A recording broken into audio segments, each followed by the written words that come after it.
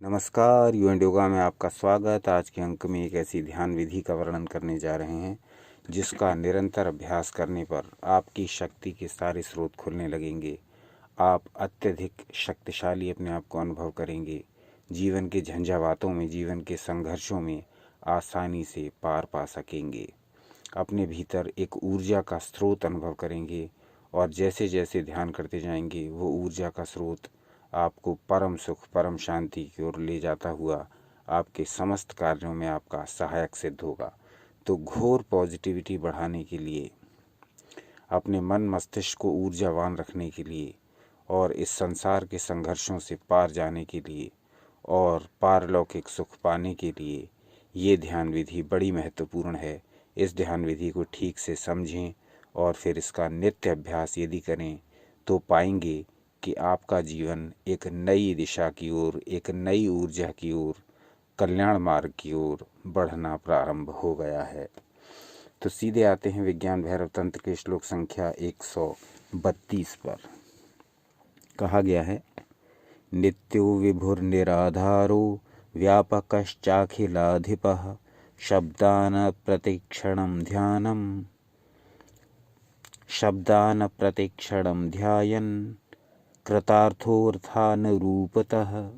ये 132वां श्लोक है और इसका जो भावार्थ है वो स्पष्ट करने का प्रयास करते हैं। कहा गया, नित्य, निराधार, व्यापक और सर्वेश्वर। नित्य, निराधार, व्यापक और सर्वेश्वर, इन शब्दों या इन नामों का प्रतिक्षण ध्यान करते हुए साधक अर्थ के गुण अनुसार कृतार्थ हो जाता है। अब इसको ठीक से समझ लें। ध्यान उसी प्रकार से करना है जैसी ध्यान विधि हर वीडियो में बताते आए हैं। कमर से ऊपर के भाग को स्ट्रेट रखना है, सीधा रखना है। गर्दन, कंधे, स्पाइन सीधे रखते हुए, परंतु शरीर को तनाव रहित रखना है। शरीर में किसी प्रकार का टेंशन नहीं होना चाहिए। अब इस सीधी स्थिति में बैठते हुए आपको ये ध्यान करना है। ध्यान क्या करना है? ये जो 4 नाम है परमात्मा के, इन 4 नामों को स्मरण करना है। इन 4 नामों का ध्यान करना है। कौन कौन से 4 नाम? कहा गया, नित्य, निराधार, व्यापक, सर्वेश्वर। नित्य, निराधार, व्यापक, सर्वेश्वर।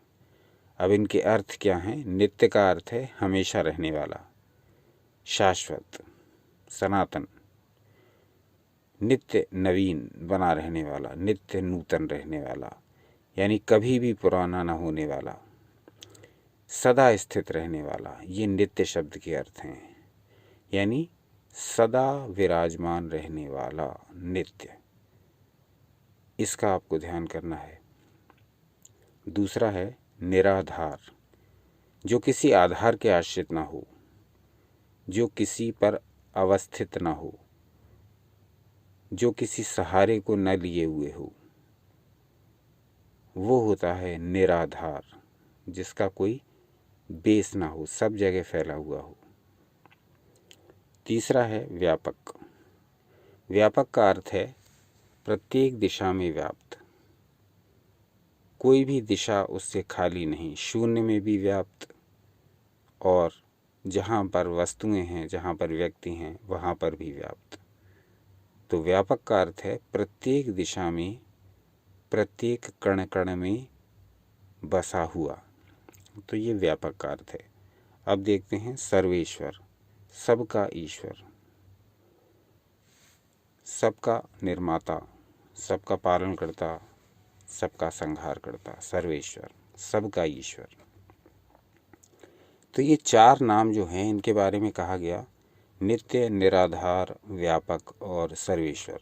तो इन 4 नामों का ध्यान करते समय स्मरण करें, फिर इन नामों के गुणों का मनन करें और ऐसा निरंतर करते रहें एक निश्चित समय जो ध्यान का आपने फिक्स कर रखा है उस पर।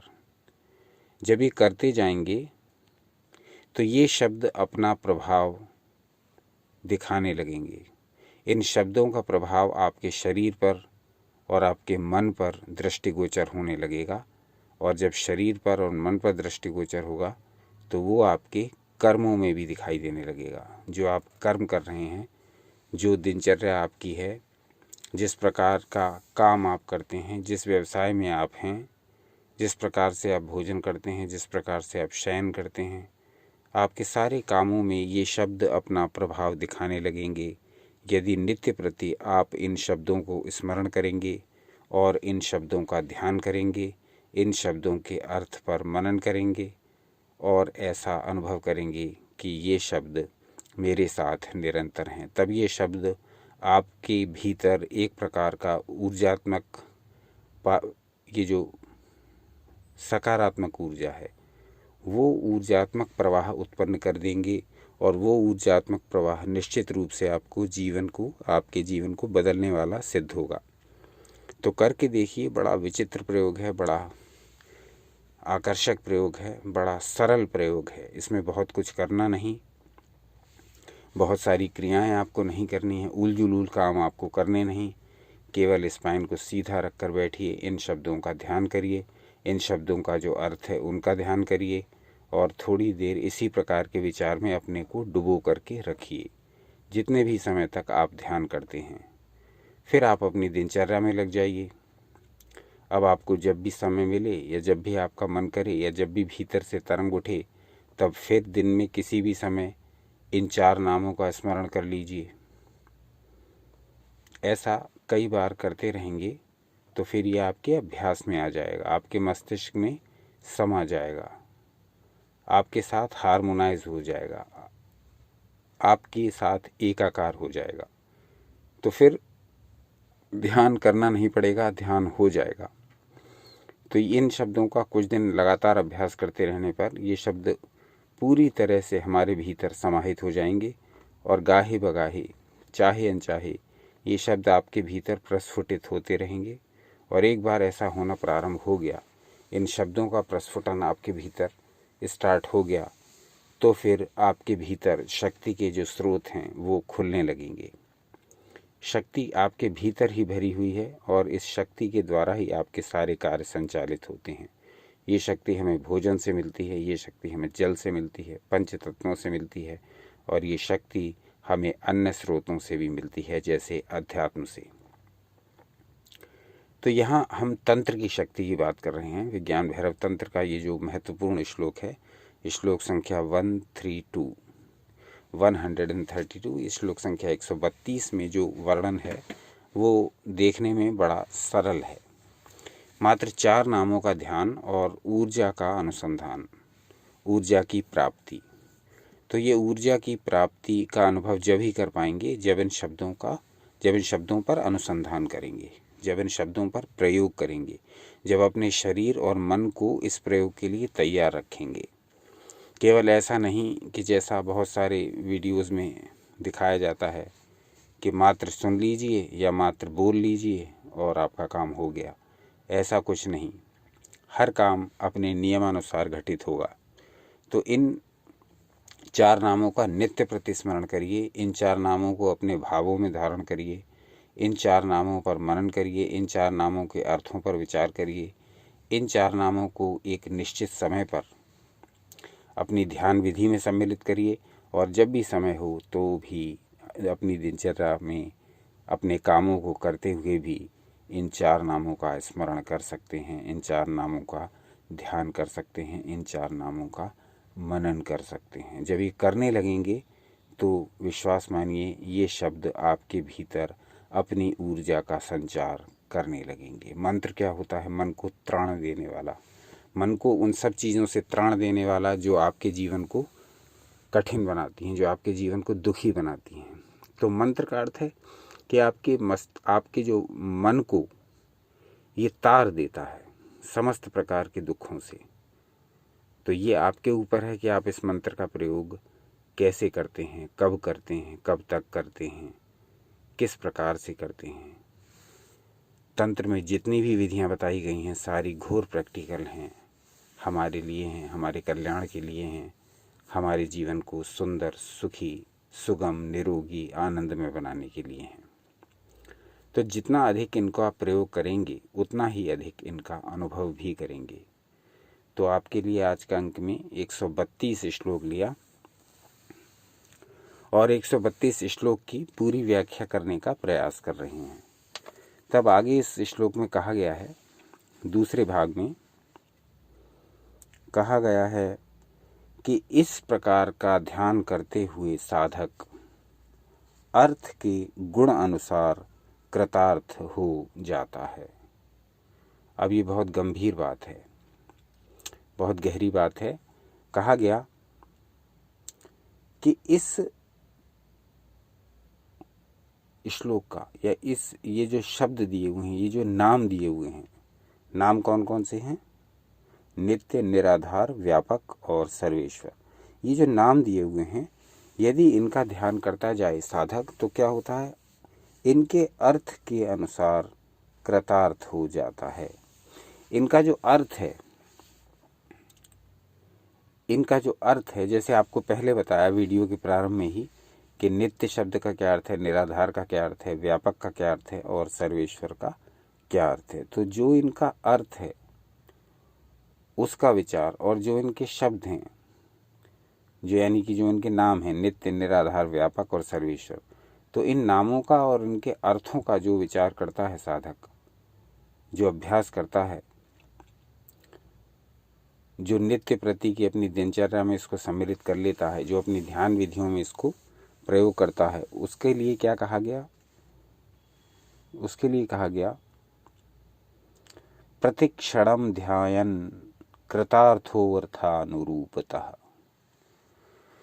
इन नामों का ध्यान करने वाला साधक उनके अर्थ के अनुरूप ही हो जाता है।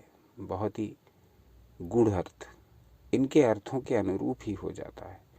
अर्थों यानी कि नित्य, निराधार, व्यापक और सर्वेश्वर, यानी जब साधक को इस प्रकार के गुणों की प्राप्ति होगी तब निश्चित ही उसका मन अपनी लिमिट्स को छोड़ देगा, उसका मन अपने दुष्कृत्यों को छोड़ देगा और व्यक्ति को ये अनुभव होने लगेगा कि मैं नित्य हूँ, मैं शाश्वत हूँ, मैं सनातन हूँ, मैं आत्मा हूँ। यानी फिर शरीर का बोध जो है वो कम होता जाएगा। अभी हम क्या है, अपनी बॉडी से बहुत अटैच्ड हैं, अपने शरीर को सजाने संवारने पर ही लगे रहते हैं। शरीर का अपना महत्व है, परंतु ये जो भाव हैं इस श्लोक की, वो हमको नित्यता की भावना दिलाते हैं। यानी कि मेरा ये जो शरीर है जिसके अंदर मेरी आत्मा निवास करती है, तो वो अपना महत्व रखता है, अपनी जगह है, परंतु मैं हूँ वास्तव में आत्मा, सदा रहने वाली आत्मा। तो नित्य, जब नित्य नाम का उच्चारण करेंगे तब ये भाव उत्पन्न होगा कि मैं एक आत्मा हूँ और सदा रहने वाला हूँ। तो इस प्रकार से जो हमें विभिन्न प्रकार की मानसिक व्याधियाँ घेरती हैं, भय घेरते हैं, वो धीरे धीरे कम होने लगेंगे। हम अपनी शाश्वतता को पहचानने लगेंगे, हम अपनी इटर्निटी को पहचानने लगेंगे। धीरे धीरे करके हम बहुत से दुखों से स्वयं मुक्त होते जाएंगे। निराधार, मेरा कोई बेस नहीं, यानी कि मैं व्यापक हूँ पूरे विश्व में, मेरी चेतना का विस्तार हो चुका है व्यापक रूप से। तो यानी आपकी जो सोचने समझने की क्षमता, आपका जो संकुचित मनोवृत्ति है, ये उससे दूर हो जाएगी।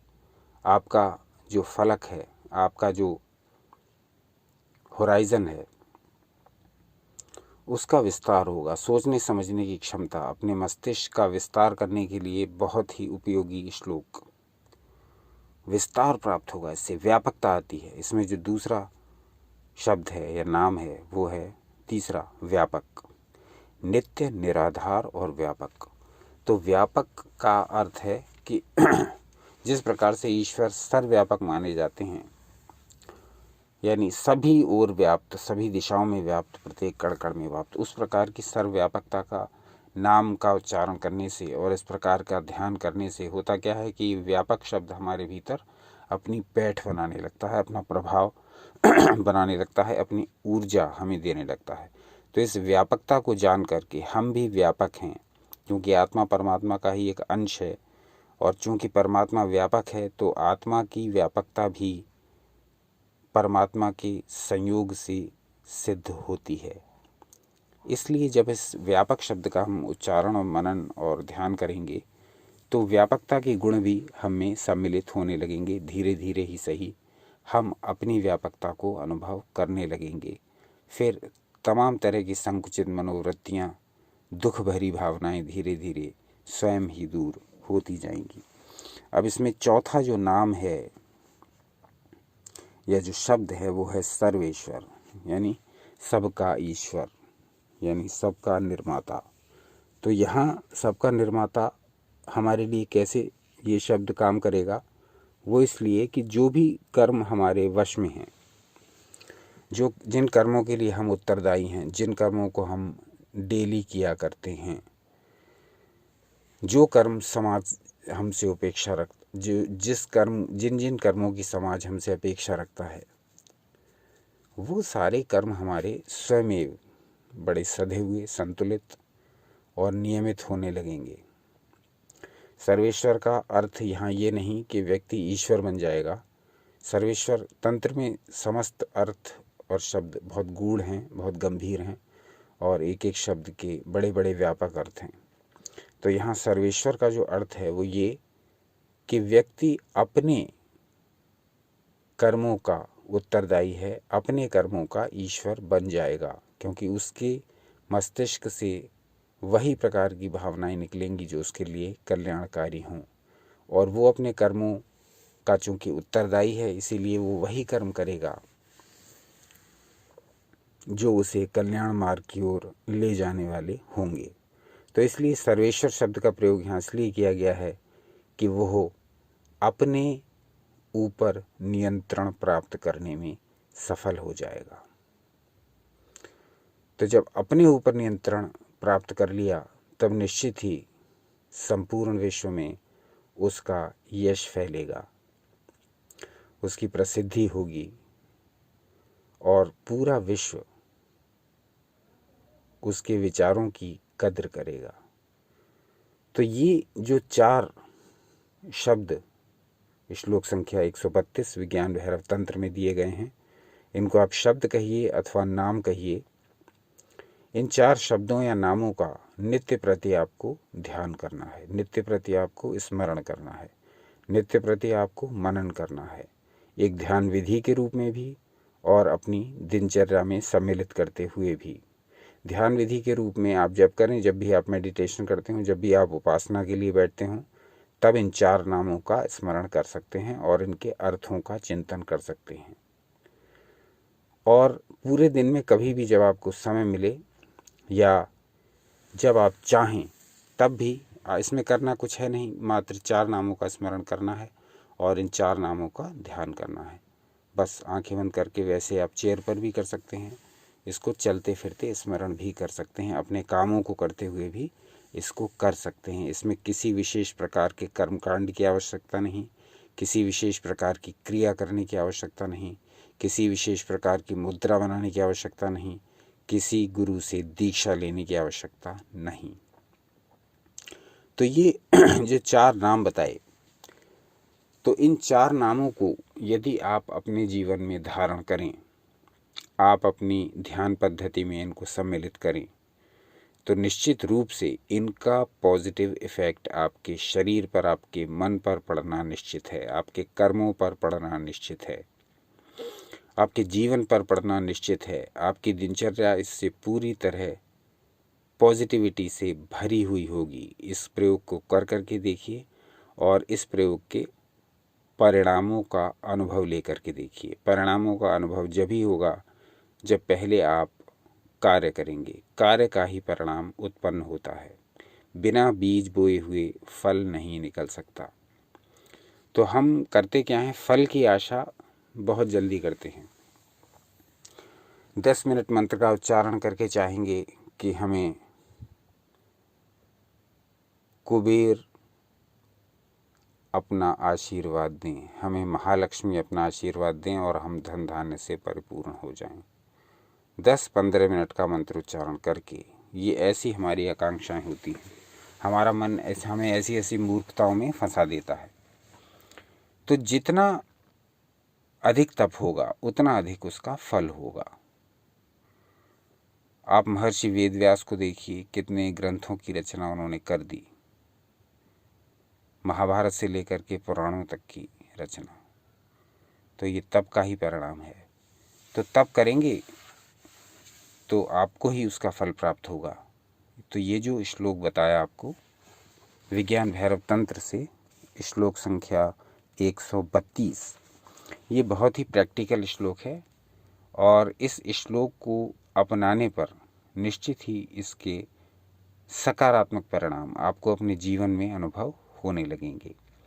यह प्रयोग परीक्षित है, बहुत से लोगों ने इसको किया है और जिन जिन ने इसको किया है उन्होंने ये बताया कि इसके परिणाम आने में कुछ समय अवश्य लगता है, परंतु धीरे धीरे आपका जीवन बदलना निश्चित है, आपकी ऊर्जा का स्तर बढ़ना निश्चित है, आपकी सकारात्मक ऊर्जा की वृद्धि निश्चित है, आपके कार्यों में परिवर्तन निश्चित है। परिवर्तन कैसा? कल्याणकारी परिवर्तन। आपके मन की शक्ति बढ़ना निश्चित है, आपकी एकाग्रता बढ़ना निश्चित है, आपकी स्मरण शक्ति बढ़ना निश्चित है और समाज में जो व्यवहार आप करते हैं उसमें भी बहुत सकारात्मक परिवर्तन आपको देखने को मिलेंगे। परंतु मिलेंगे जब आप इस ध्यान को प्रयत्नपूर्वक करेंगे। प्रारंभ में मन नहीं मानेगा और आपको इस प्रकार के अभ्यास से रोकेगा, परंतु उस मन को बार बार, जैसा कि कल के वीडियो में बताया था, मन को बार बार खींच करके आपको इस ध्यान में लगाना है। यदि बार बार खींच करके मन को आप इस ध्यान में लगाएंगे तो निश्चित मानिए कि ये 4 नाम जो आपको बताए, ये 4 शब्द जो आपको बताए, ये आपके पूरे जीवन को परिवर्तित करने के लिए पर्याप्त हैं। इनके जो प्रभाव हैं वो धीरे धीरे आपके भीतर दृष्टिगोचर होने लगेंगे। जब इन नामों का आप उच्चारण करेंगे, जब इन नामों का आप स्मरण करेंगे और जब इन नामों को आप भीतर धारण करेंगे, तब धीरे धीरे ये शब्द अपनी शक्ति आपके भीतर प्रस्फुटित करने लगेंगे और आपका जीवन धीरे धीरे चेंज होने लगेगा। जैसे आप कोई औषधि लेते हैं तो आपको किसी भी रोग की कोई भी औषधि जब दी जाती है तो उसकी मात्रा आपको बताई जाती है। उस मात्रा को नियम पूर्वक लेने से आप धीरे धीरे उस रोग से छुटकारा पाते हैं। ऐसा तो नहीं होता कि एकदम से कोई रोग आपको उत्पन्न हुआ और तुरंत आपने औषधि खा ली तो तुरंत रोग ठीक हो गया। तो ये जिस प्रकार से हमारे शरीर पर लागू होता है उसी प्रकार से हमारे मन पर भी लागू होता है। हमारे मन की जो प्रक्रिया है वो ब्रह्मांड से रिलेटेड है। यूनिवर्स की बहुत सारी शक्तियाँ हमारे मन को प्रभावित करती हैं। उनमें से एक ये शब्द शक्ति भी है, एक ये मंत्र शक्ति भी है। जब आप मंदिर जाते हैं तो आपको अच्छा फील क्यों होता है? वहाँ जो घंटे लगे होते हैं वो क्यों लगे होते हैं? स्पष्ट बात है, उनकी जो ध्वनि है वो आपके भीतर सकारात्मक ऊर्जा डालती है। जब उन घंटों को आप बजते सुनते हैं या आरती के समय बहुत सारे घंटे जब एक साथ बजते हैं तो आपको दिव्यता का अनुभव होने लगता है। आपके भीतर एक प्रकार की ऊर्जा उत्पन्न होने लगती है। आपके जो भक्त बहुत श्रद्धावान होते हैं उनके रोंगटे भी खड़े हो जाते हैं एक साथ घंटों की ध्वनि सुन करके। तो ऐसा इसलिए होता है कि शब्दों में अपनी ऊर्जा है, मंत्रों का अपना विज्ञान है। अगर आप चाहेंगे तो मंत्रों के विज्ञान पर भी किसी दिन चर्चा करेंगे अथवा कोई सीरीज बनाएंगे। अभी हमारे जो कई दर्शक हैं उनका विचार है कि आप शीघ्र ही रावण संहिता पर पूरी एक श्रृंखला प्रस्तुत करें। तो अगली श्रृंखला तो रावण संहिता पर ही होगी और इस बीच में हम शिव सर्वोदय भी साथ में आपको इस समक्ष प्रस्तुत करेंगे, यानी स्वर योग विज्ञान। तो आज का अंक यहीं तक। आज के अंक की समरी या सार ये है जो कि श्लोक संख्या 132 कहता है विज्ञान भैरव तंत्र का, कि इन 4 नामों का आपको नित्य प्रति स्मरण करना है और ध्यान करना है। वो 4 नाम हैं नित्य, निराधार, व्यापक और सर्वेश्वर।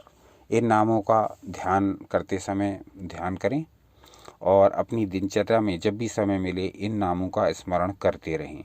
धीरे धीरे ये नाम आपके जीवन में बहुत ही सकारात्मक परिवर्तन लेकर के आएंगे। ये विश्वास मानिए और केवल मानिए नहीं, इसको करके देखिए। करके देखेंगे तो इसके अनुभव आपको स्वयं होंगे, फिर स्वयं आप अपने अनुभवों को हमारे साथ शेयर करेंगे। शेयर अवश्य करिए, क्योंकि शेयरिंग इज़ केयरिंग। तो बहुत से लोगों को फिर जानकारी होगी, जिनको नहीं है या जिनको रुचि और श्रद्धा तो है पर उनको प्रयोग करने में कन्फ्यूज़न है, किसी भी प्रकार का डाउट है, बहुत सारी जिज्ञासाएं हैं, तो वो दूर हो जाती हैं जब आप शेयर करते हैं।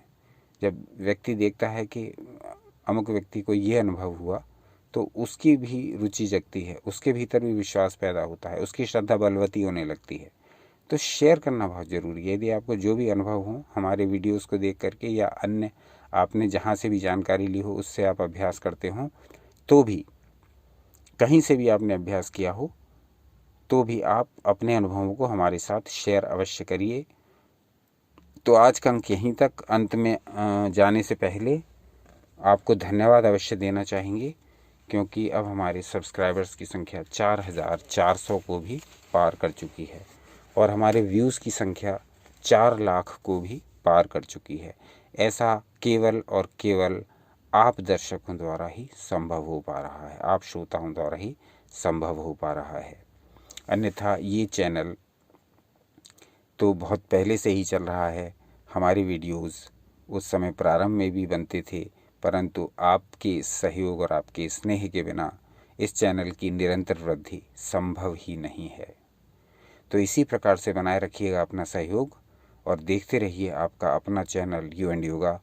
अपना अनमोल समय हमें देने के लिए बहुत बहुत धन्यवाद। सदा आनंदित रहें।